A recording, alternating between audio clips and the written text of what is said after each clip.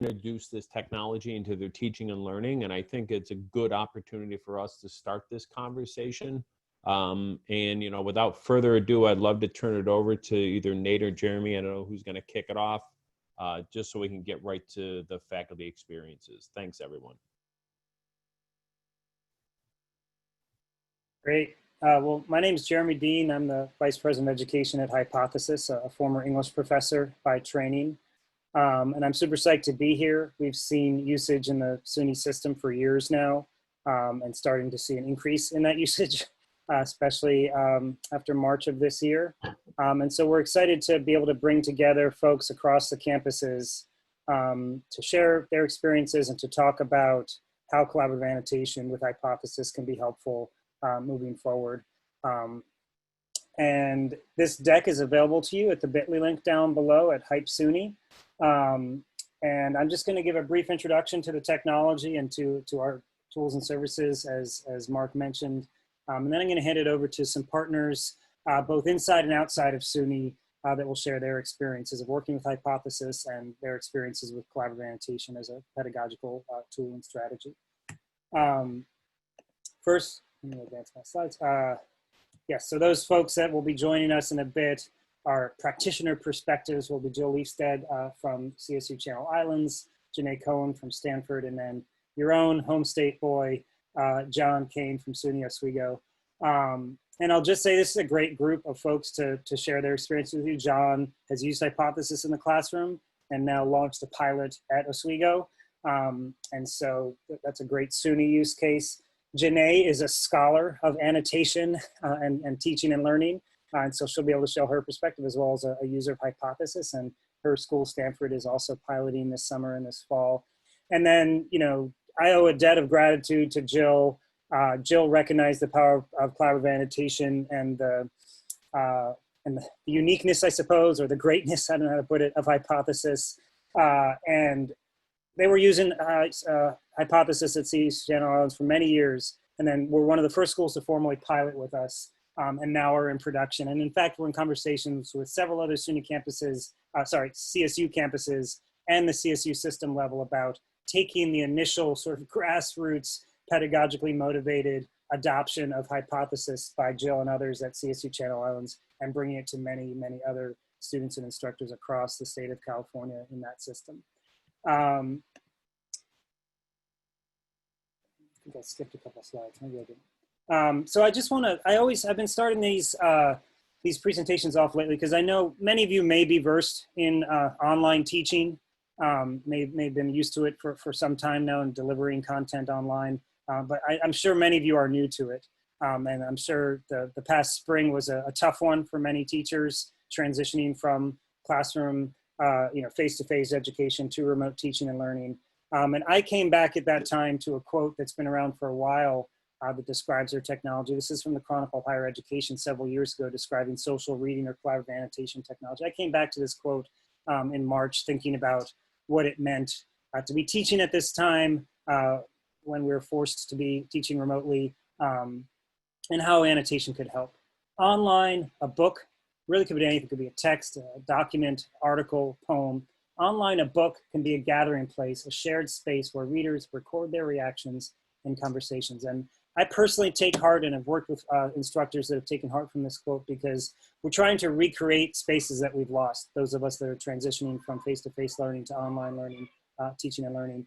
And I really do believe there are authentic and engaging spaces that can be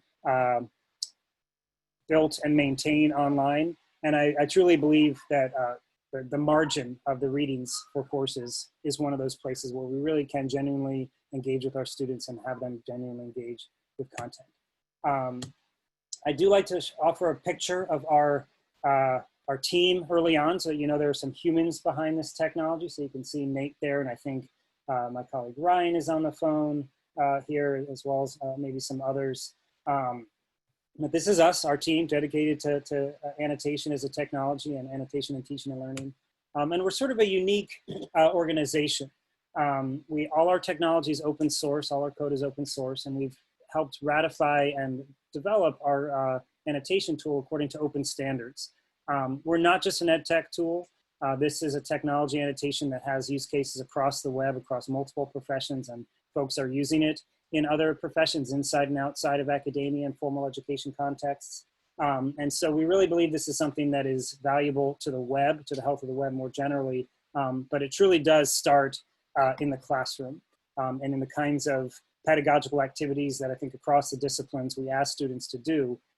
It matters both in those formal contexts of education and outside, and how that technology is stewarded and maintained. The openness of hypothesis, I also think, matters in terms of who owns that technology and how much it is really in the hands of the users rather than a for-profit corporation. So I've taught English for many years, both at the high school and college level. I used to hand out this poem along with my syllabus every semester when I'd get started with students, because I believe personally that annotation had been a crucial activity for me as a student and as a scholar. And I believe that my students' success in my course was going to be hinged in part on how they practiced annotation, if they were writing the margins of their books, if they were jotting things down on handouts and things that were given out in class. So I believe this was fundamental to their success, and we handed out along with the syllabus. It's a poem by Billy Collins, a kind of ode to annotation. We have all seized the white perimeter as our own and reached for a pen, if only to show we do not just laze in an armchair turning pages, we pressed a thought into the wayside, planted an impression along the verge. Of course, there's nothing new about this idea of annotation. I certainly didn't invent it. It's been around for many centuries, probably before the invention of the book, for both scholastic and academic usage. It is also true, though, that we lose the margins when we start to deliver more content online. Unless we're printing everything out, it's hard to find a way to write in the margins. Most platforms that deliver online publications don't have a way to write in the margins. So we lose a critical literacy practice when we move texts online. And part of what Hypothesis does is trying to recreate the margins as an active space for educators and for learners. So with Hypothesis, any website, article, ebook, document, or piece of multimedia can have multiple layers of annotation. You can still have that private layer of marginal notes as you would in a normal book, but you can also have other social layers. There can be a public layer.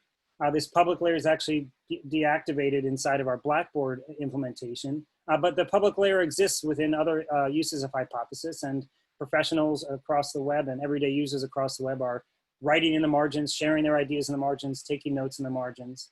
But I think the most valuable use case for those on the horn here today is the private groups that can be used for private, circumscribed annotating, reading, and annotating communities. So you can have a group of colleagues annotating as maybe you're all teaching the same course, some of the same readings, and you can talk about those readings. And then of course you have multiple courses in which you're delivering readings, and you can have private reading and annotating groups for your students.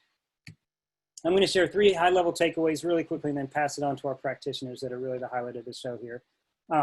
From feedback from teachers and students, there are sort of 3 top-level pieces of top-level takeaways that I've learned from the faculty and students that we work with. The first is kind of nothing new. It's that idea that Hypothesis makes reading active, or that annotation makes reading active. And it is true that I think with digital annotation and collaborative annotation, that how students can be active, it changes online, right? It's not just pencils or pens and highlighters. You can use images and video and links in your annotation. So the sort of different ways that we can engage are enriched by that sort of digital networked context. And then there's some new aspects of collaborative annotation. One of those, I think, the most powerful for me when I think about it as an educator is this idea that Hypothesis makes reading visible. I'd hand out that Billy Collins poem on day 1, and then a month later I'd grade a paper. I wasn't there for the process. I didn't, make sure that students annotate. I didn't look at their annotation practice. I didn't give them feedback on their annotation practice. I didn't talk to them about how to harvest those annotations into, the early stages of maybe a paper writing or other summative activity.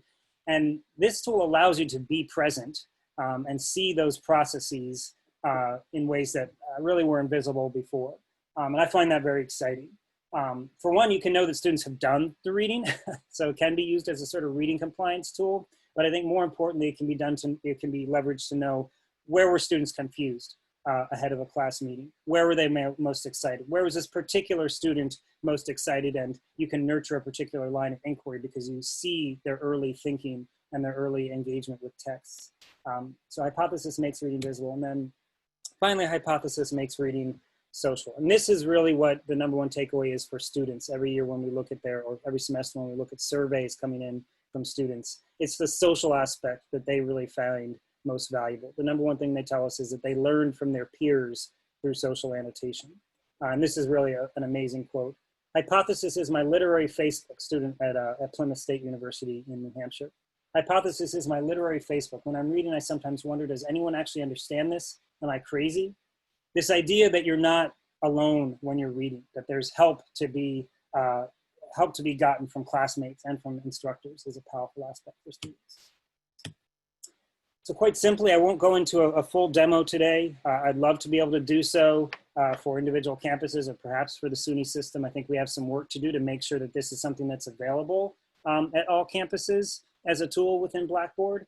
But when hypothesis is active on a text, you can select text to annotate. You can reply to existing annotations. So one way to think about this is as a kind of moving the discussion form in Blackboard on top of the text. And I know that warms the hearts of the English teachers here because we've always focused on, keep your claims grounded in the reading, right? Well, here a conversation is grounded in the reading. We're not switching over to another tab to have those conversations. And then finally, as I mentioned, this idea you can annotate together in groups. We'll get to the more demo type integration stuff. There is an appendix in this deck that walks through some of the Blackboard pieces of the hypothesis integration. But I think that's the end of my spiel. There are some general purposes resources here. I think that's the end of my spiel, and I want to turn it over to, actually, I'm not going to turn it over as my slide has cued me. Just going to quickly give a pitch about the pilot program and then turn it over to our practitioners. We have a pilot program. We have several SUNY campuses that are piloting currently or negotiating a pilot. We're in talks and hope to broaden that to other schools and perhaps the system as a whole. You can see Oswego down there in the bottom left-hand corner, and somewhere in here should be Finger Lakes up there in the upper right-hand corner. So both some of the 4-year and 2-year colleges here. I think our pilot program is unique. Obviously, get an LMS integration. We obviously offer technical support, but my team, everybody on my team is an educator by training. We're not techies or entrepreneurs. We're focused. We're former teachers helping steward this technology. And so not only do we offer the technical support and integration of the tool itself, but we want to talk about pedagogy, and we're capable of talking about pedagogy. And so part of what the pilot program offers is that conversation through trainings, but also through ongoing consultation of how this tool can be leveraged for your teaching goals. And we also are very interested, as we're doing today, I think, bringing community together around collaborative annotation as a technology for teaching and learning. We do this on the level of a campus with a pilot, as we've done with Oswego in our kickoff webinar a few months ago. But we also would love to do this at the system level with SUNY, bringing folks at different campuses together to talk in a community of practice to talk about annotation at SUNY. And then also we do this sort of nationally and internationally with different kinds of events that bring folks in particular disciplines or particular use cases together to talk about collaborative annotation. So with that, I will turn it over to our practitioners. I will briefly give Nate a chance to pipe in. He likes to do that. And see if he has anything to offer before we turn it over to Jill, Janae, and John. Hey, why don't you advance just one more slide, Jeremy? And there's, just so you know, you can get the links to the slides Jeremy's been using on the link I've shared in chat, and that links to further information about these fine folks. We had thought that Jill might go first if she's willing. Would you be willing to go first, Jill, and talk a little bit about your experience at Channel Islands with Hypothesis?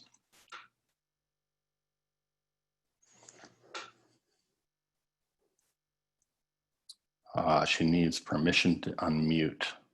I think maybe I can even do that. Let's see.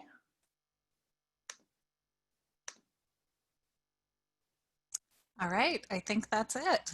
Okay. I'm going to go ahead and start by putting a few links in the chat box that are blog posts written by our faculty that have used Hypothesis. I believe our faculty speak the best for this tool out of beyond me, as they're using it quite regularly.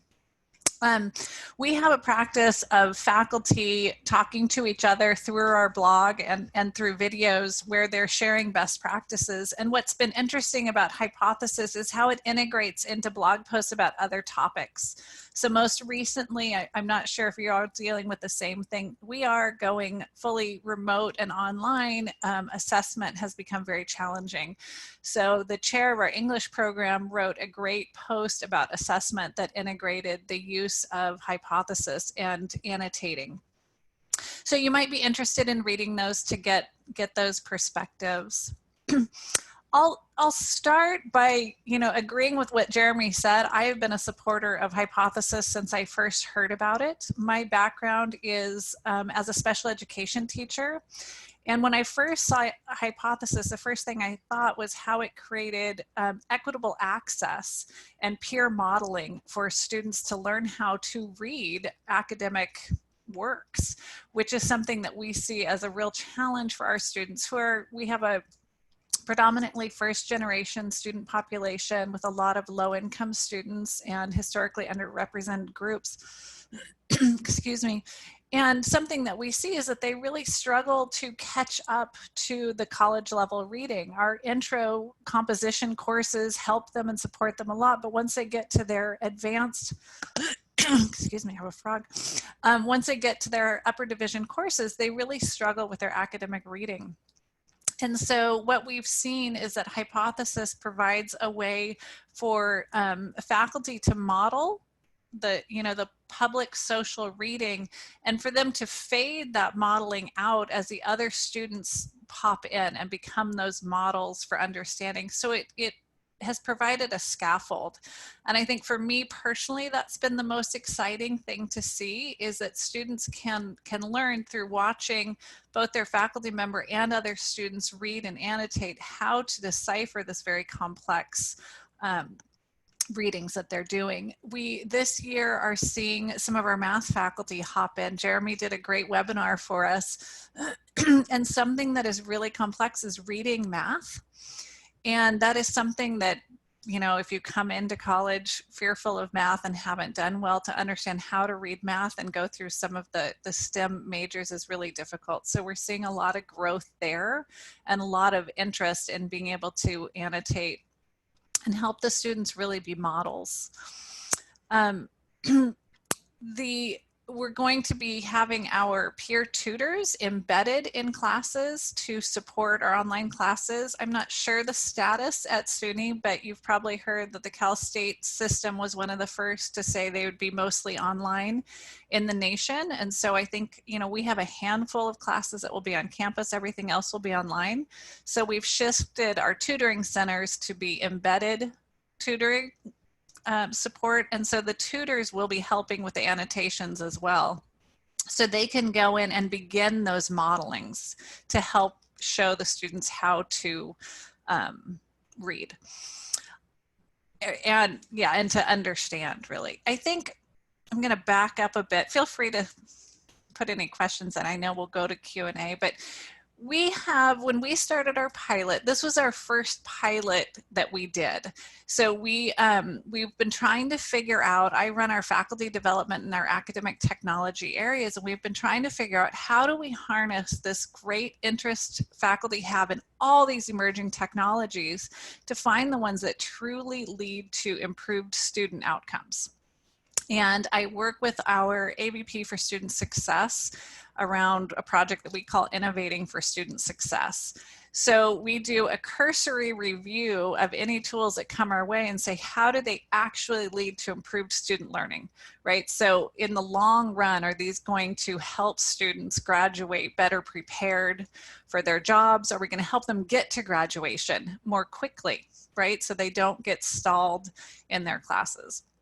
Hypothesis came out as a tool that our students absolutely needed. They were not coming to us with the skills to read and write at a college level. And this easily, without a ton of effort, gave that scaffolding needed. And as we support our faculty to start with modeling and back, you know, and then slowly back off their modeling so that the other students can be showing their work. So as the semester goes, the faculty member becomes less present in the readings, in the modeling, and more in the commenting parts of it.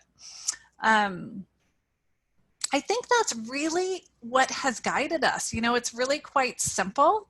The support and getting faculty interested once they have seen it, and once they're, you know, comfortable with Canvas and comfortable with the basic technologies, getting them comfortable with Hypothesis has been quite easy. It integrates, we use Canvas, integrates nicely. And once they see it, they already have their PDFs and their textbooks and what have you mostly uploaded. So once they see it in action, it's been relatively easy to get them to adopt it. Some challenges, I think, are getting people to move away from it as an accountability tool and move to it as really a learning tool. So it's not just there to check off that the students read, but that they're actually interacting with the text, and that it's okay for students to be at different levels as they go through this. I think those are some of the teaching and learning faculty development challenges that we're trying to tackle. Is there anything else, Jeremy, that you can think of you'd like me to share? That was amazing, Jill. I think we should hear from others and then loop back with Q&A, but thanks so much. I mean, I want to follow up about a bunch of it, probably on another whole webinar around some of the things that you brought up. So I love it. Thank you. Thanks. Have we unmuted Janae and John? We'll move to Janae next if you're ready. Janae's already dropping in footnotes into the chat here, so I know she's ready to go. Annotations on annotations for days. Yes, and I actually have one more I'm going to drop in at an appropriate moment. So I'm really excited that all of you are here to learn more about collaborative social annotation. I want to build off a couple observations from Jill and then actually circle back to a question I saw here in the chat about student and faculty perspective, and maybe we'll have a kind of more concrete demo of that to make that even a little bit clearer. But I think the insight from Jill that I want to start at is this understanding that the process of academic reading for students is largely really opaque and hard for them to understand. So a lot of the research I have done on digital reading or reading on screen comes back to a lot of scholarship actually from libraries and librarians about how students feel about reading, how students are worried about it. So the citation I already dropped in the chat is actually from the CUNY system, so kind of a sister system to SUNY, about the fact that students feel like they don't know where to begin with academic reading, that reading academically requires different sets of skills. And then as an added layer, reading on screen also asks students to take on a different set of skills. That the way students are used to reading are often sort of in paperback books for, maybe for educational purposes, but maybe not in the ways that we expect in higher education. And that students' preferences around reading format as well, where they read, is also really tied to the perception that to read academically, they need to be on paper because the only techniques they've learned are things like highlight in the book or write notes in the margin of their paperback book. And I'm dropping another study that talks a little bit more about that if people are interested in kind of understanding more about not just academic reading itself, but kind of the ways in which materiality and modality impact students' sort of abilities to understand the work involved. So one thing that I think is really great about Hypothesis as a tool to respond to some of this currents that kind of, I was gonna say takes down like two birds with one stone, right? It allows instructors and students to have an explicit conversation about what does it look like when we read? How do we make visible those internal processes around complex tasks that you may have never encountered before? But it also gives students a really concrete way of actually interacting with digital text itself, right? So the idea when you use Hypothesis, and I'm seeing Harriet's question here about if this is exclusive to ebooks. No, you can use Hypothesis. It's basically a layer that goes on top of a website or on top of a PDF document in your browser right? So any reading you have this sort of instant tool where students know that they can interact with it and play with it in a way that they might have normally done or been used to doing in print, right? So instead of getting out your highlighter and highlighting in the book, you can actually take the cursor, right, and highlight text that way. Or instead of underlining or creating those historical notes in the margins, as people have been doing for centuries, as Jeremy pointed out at the beginning, right, that gets to happen on screen in this interface that's really pretty easy for students to pick up and use. So I'll get more concrete. In my work at Stanford, I work in the writing program. I also teach writing. So I use this with my students in first year composition and second year composition courses. We really don't have a lot of technical overhead, which is also a nice component of using this tool. So I think sometimes the concern people have about digital reading is that it's going to be a lot of work to get people started. They'll have to download a bunch of new things. And what's nice about Hypothesis is as long as you have, as an instructor, you say, get an account here, right? Download this browser add-on. So if you ever used an add-on in Chrome or Firefox, it's as easy as sort of pushing a button there. Highlight and go. And that's kind of it. It looks a little bit differently with the LMS integration, which I know maybe Nate and Jeremy does some of that their deck kind of at the end about what that looks like in Blackboard for the SUNY system. But it is really nice, I think, for students to be able to see that when you read on screen, it doesn't have to be kind of a passive process. It doesn't have to preclude the ability to remember and retain information, which is often the concern that students have with reading on screen. In addition, of course, to making it social and making those processes transparent.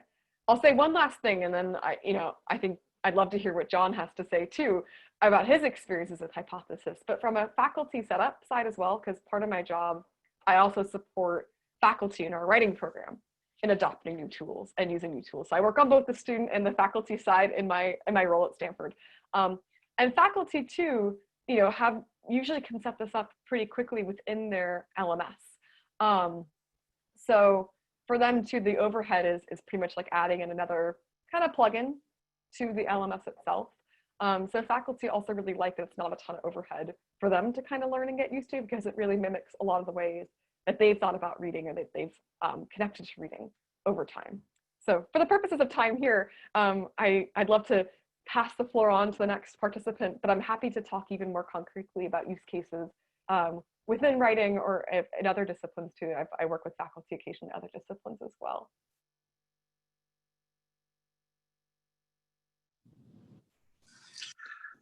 Hi, I'm broadcasting from my car. My wife's having surgery right now, so I've been in a parking lot attending webinars all day. But I agree with everything that's been said. I can really only speak to my own use in detail, and I've used the Hypothesis fairly extensively in a seminar course in applied mathematical economics this past spring. And basically I had students use it in two ways. One was, for years I've had students do weekly discussions based on journal articles and working papers that they'd read each week, but the discussions used to be in Blackboard discussion forums as well as in class, and the discussions often tend to be pretty superficial. But when they're annotating the text itself, I've noticed the quality of their participation and the reactions to end up being much more in depth. They're much more deeply engaging with the text, and they're engaging with each other a little bit more and responding with each other. And there's a really nice, rich, some really nice rich options in terms of adding URLs, adding images. As I believe, if I remember correctly, you can also add LaTeX in there if you want to do some math typing. That wasn't done in my particular class, but in this particular use case, but it does have some nice opportunities, particularly in the STEM fields, as a way of annotating work. So that was one way we used it. The other way, which the students also really loved, was I had students engage in an open pedagogy project where they wrote a book, and they were broken up into groups of 3 or 4 per chapter, and they wrote this in several stages. They were working in Google Docs collaboratively within the group, but then periodically an image of that would be taken, uploaded into as PDFs into Blackboard, and then they used Hypothesis to give each other peer feedback. So each student ended up providing feedback on 3 of the other chapters at each stage, and we rotated that so each student ended up providing feedback on all the chapters, and each group ended up getting feedback from all of the other students at multiple stages as they move through the semester. And they really enjoyed that because they've all used Commons within Google Docs and so forth, but they liked the way they could interact with the text in Hypothesis. And that's really all I have to say. Students loved it, and I really enjoyed it. It was a really nice way to see that engagement. Thank you so much, John, for tuning in under these special circumstances. Good health to your wife. Thanks. Hey, so we welcome your asking further questions in the chat, but meanwhile, Jeremy's going to do a very quick demo to kind of address the need that people wanted to see a little bit more about the tool in action. So Jeremy, you want to take that away?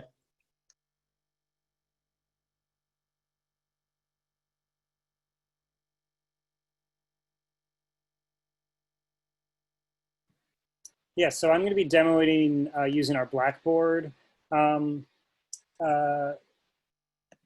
integration. Can be used outside the LMS, but the Blackboard integration really helps with onboarding. There's no sign up for accounts, there's no activating hypothesis, and there's a connection to the gradebook. Should you choose, I think Jill makes a great point about making this about accountability rather than learning. But should you choose to assess, there is a connection to the Blackboard gradebook. So I'm in a course called Literature 404. I'm going to go to my content. Okay, sorry guys, I moved between different LMSs. And Jeremy, they're wondering if you could make your screen a little bit larger. I think there's a way for us to do that on our side too, isn't there? When you can go to the window menu and hit zoom. Yeah, so is that better for folks? Yeah, that's much better, thanks. So I'm looking at the content for a course. It's a poetry course, or I guess a literature course, and I can go into a unit here. And what Hypothesis essentially allows you to do is to create annotatable readings from documents. So basically activate annotation on top of reading. So here's an article on the poet John Ashbery. It's going to open, it's a PDF. There's no students in this course, so it won't be too dramatic. The professor has created one annotation. But you can see here that you have a PDF, and then this is the Hypothesis sidebar here.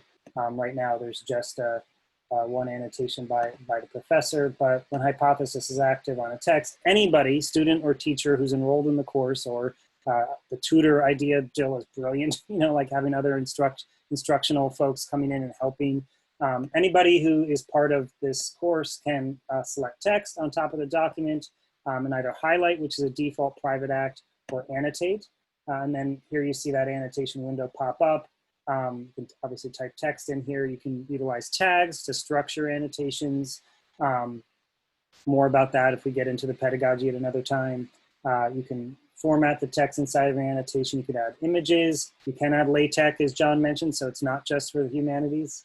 You can write in math equations. You can drop in YouTube videos. So there's a lot of rich possibility for multimedia composition in Annotation Bubble.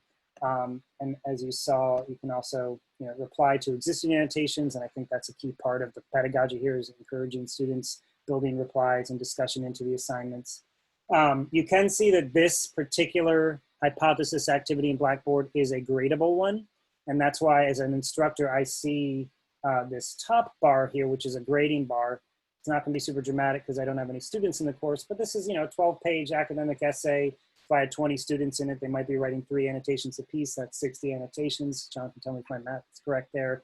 I can dive into that 60 annotation conversation, 60 plus annotation conversation, and reply and engage with it as an instructor. But what the grading view allows me to do is to filter that conversation student by student and just see Jill's annotations and replies on the document, or just see John's annotations and replies on the document. And yes, give them a grade.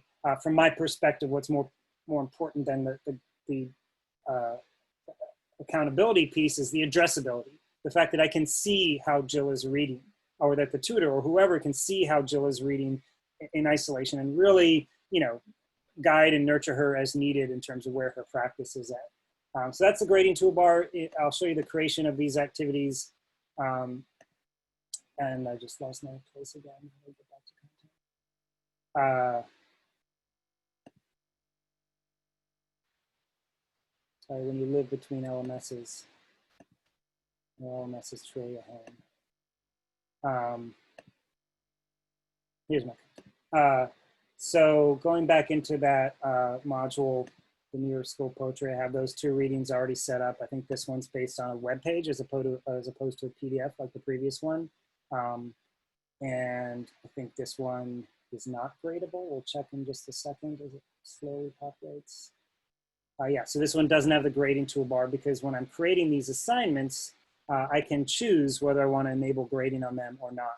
So if you follow Jill's model, you don't want to make it accountable, you can choose not to enable that. So how do I create these? I go to build content, I go to hypothesis, I give it a name, I scroll down and decide if I want to enable grading or not. I won't enable grading on this one. I submit it, and then I have to configure it. And this is where I choose the text for annotation. And to be clear, only schools in the SUNY system that have pilots with us, I think, are able to do this currently. But part of what this webinar is about is trying to gauge interest at other campuses and inform the folks at the system level or work with those folks at the campus level about piloting hypothesis this fall. We can move very quickly. It's not a difficult integration to do, and we have all our training set up and are happy to deliver that to your faculty, whether you're at the campus or the higher level. But there probably does need to be a discussion with your campus if you're not one that's in a formal agreement yet about getting our tool into your Blackboard instance. But Oswego has paved the way, so we do have a lot of the formal agreements or security evaluations and things like that in place. So when a hypothesis is in Blackboard, you can go through the process I just shared, and then here's your choice currently about how you bring texts in to your course. You can do that by a URL if your readings are at a public URL that doesn't require a login, like that Poetry Foundation link, or I can grab a PDF from a Google Drive account. And I actually use Google Drive to use this workflow to grab something from my desktop as well, as you'll see in just a second. I believe we're on target right now to add a 3rd option to this interface, which is grab something from my Blackboard course. So if you store PDFs in your Blackboard course, we hope to have that 3rd option in place before the fall semester, so that can be a 3rd place to grab content from. But those are currently the different areas, and it's like Google is being a little bit slow here and showing me my files. But I know there might be questions, so I want to shut myself up. That's a quick demo. Of course, if your campus is interested in moving forward or something happens with the system level, we can go through all this again on a much more practical level so people are really primed to get this going in their courses. One thing that's definitely come up in the chat, Jeremy, is kind of questions about, is my campus already piloting? How would I get my campus to pilot if I wanted it to, and so forth. And so I've shared a link in the chat to a place you can go on the Hypothesis website if you just, either if you're an individual faculty member or even someone who's trying to make a campus-wide implementation, you can visit our website, and I'll put that link in again and get started. Yeah, Jeremy, go ahead. Yeah, I think that's great. Please do fill that out if you have even the slightest interest, because we're working, there may be folks already at your campus working on this. If you're an instructor who might not be connected with the Center for Teaching and Learning, we are talking to folks at the system level. So please do let us know your interest, because we'll help you through the process of getting it approved and launching a pilot at your campus. We've laid a lot of the groundwork already to make that happen pretty quickly. Yeah, the more campuses that get interested, I think the more momentum there is for SUNY as a system to think about it from the system level. So that will help with that picture. I did want to address one question that Katie was talking about, integration with Lumen learning materials. And so we've been talking with Lumen about that. The integration with Waymaker courses is a little trickier. And so that's probably not going to happen right away. but integration with Lumen Candela courses is an easier process. We have one little thing that needs to happen technically that should happen before the fall semester starts. And then it would be possible to assign Lumen Candela like course chapters as hypothesis readings in the hypothesis LTI tool. And just a quick shout out to SUNY Open. In some of my demos for SUNY schools, I have leveraged SUNY Open content. So because you can go and grab those as PDFs and I can chapterize them, I've integrated SUNY Open textbooks into demos before, and that's a pretty elegant workflow if we do teach with SUNY Open content. Shout out Tony and Mark. And I noticed that Pat had asked a question, or I'm sorry, Leah had asked a question about if this works with ebooks on LWW, and I'm afraid I don't know what LWW is. Lippincott. So Jeremy, do you want to just address the question of ebooks as a whole? Yeah, so right now, if you remember the page I was at before, I think I moved beyond it. But your options right now are PDFs that are either on your desktop or in Google or possibly in Blackboard soon, or open pages that are on the open web. So it's not going to work with an ebook that's on a proprietary platform yet, but Hypothesis is in conversation with publishers and library aggregators and the like to create a more seamless workflow. So one way to think about it is it either has to be at a public website, it doesn't require login, or be able to be turned into a PDF. And if the answer is yes, then it can be used here. Got it. I hope that helps, Leah. What about, would you address the ability to use Hypothesis in a mobile environment, Jeremy? Geez, tough questions from my own colleague here. The mobile environment really is a matter of real estate. As I know, despite my youthful appearance, I'm kind of an old school English guy. I believe in, reading paper books and typing out on an actual keyboard. I realize that mobile is more and more common. It's really just a matter of real estate. Within the Blackboard app, Hypothesis launches just fine, but you are navigating an underlying text along with a sidebar. And sometimes that underlying text has 2 pages side by side, like a PDF might. So there's some work to be done to move the text aside and open the annotation. It's possible. The more screen real estate you have, the better. But it works, but I think you're better off on a bigger screen. Right. Yeah. And I do see a couple points here, especially Leah. We are actually working directly with VitalSource on a prototype that's moving quite quickly. So VitalSource is one of our first publishers or distributors that we're working with. So be in touch about that. That's a very specific and probably one of the first, platforms that you'll see integrated with our tool as an addition to the ways that you can see it being used now. Right, good point. And John did point out that, with that screen real estate issue you pointed out, Jeremy, for mobile, tablets are an environment that works pretty well, whereas phones can be tricky given the small screens. Rebecca asked another question here around, the ability for students to kind of have ownership permanently of their annotations. And that's another tricky question, Jeremy, but do you want to take that one on? Student ownership of annotations is the question? Yeah, like before and after the class, Yeah, this is an aspiration for us. I mean, right now, in response to the needs for increased privacy and security by institutions and working within the LMS, annotations created in the LMS are kind of only visible currently within the context of the LMS. So theoretically, if the course was open, the student could go back and view those annotations.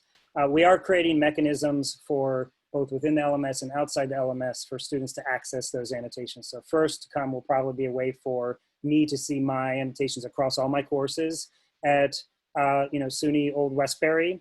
And then beyond that, we want to create a way for a student at SUNY Old Westbury to take their annotations with them when they graduate and go on to grad school or whatever.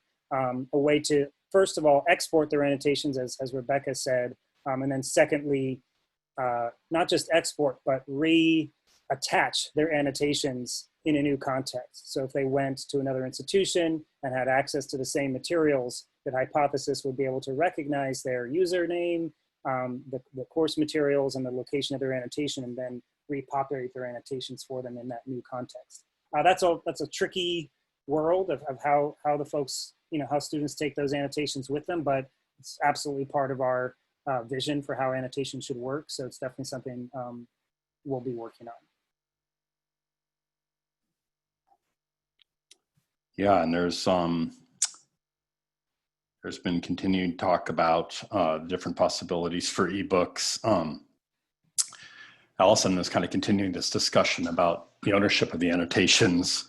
What would that ownership look like if they transfer over? And that's kind of a tricky question, probably, because it might depend a little bit on the institution as well as Hypothesis and the student, right? Institutions may have, for example, a student would, in the current setup, a student would always be able to get back to the readings and annotations they'd made on them in the LMS environment if the institution was still making the class shells or course shells for those classes available to the student after they were over. Many institutions, don't make courses available to students after a certain amount of time has passed after they're over. In an export world, right, it's Hypothesis's commitment that individual users should retain rights to and own their own annotations. And when you use the individual based accounts on the open web, that is how it works. In an institutional setting, there's another party involved in that conversation.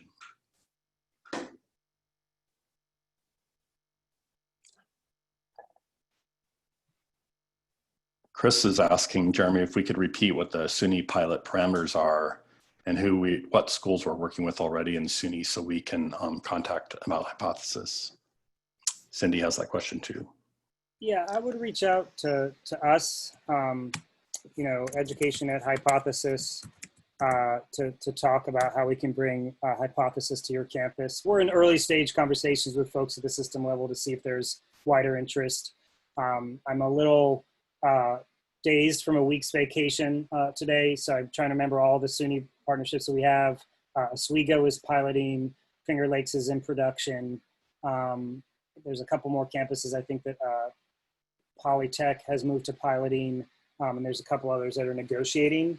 And yeah, ideally, Chris, we would be negotiating at the system level so that the pricing per campus would be highly reduced.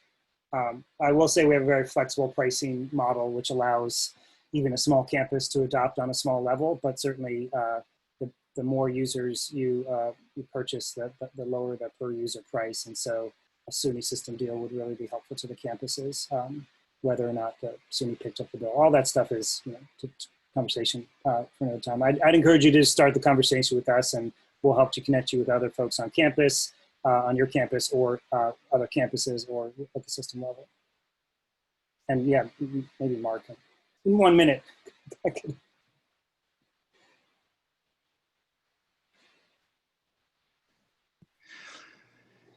Hey, thanks. Thank you for the kind words, Carolyn and Catherine and everyone. We're happy to answer more questions. We realize though that we got started a little bit late, but time is ending, and I definitely want to let our guests go because I know they have busy days at their campuses and or at the hospital for John. So I'd like to give them a chance to take off if they need to. We can hang out here, Jeremy and I and our colleagues on the webinar for a little bit longer and answer other questions if people have them. Thank you so much, Jill, Janae, and John, for coming. And I'd like to point out that everybody who spoke today, except for me, I guess, had a name that started with a J. So good work on that, folks.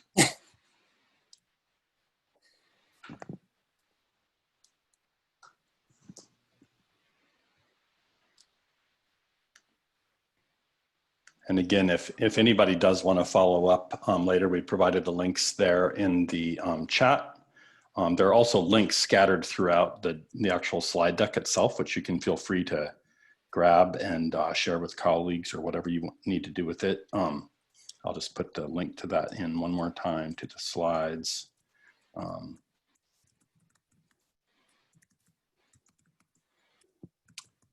If you haven't grabbed them already, you can get them there.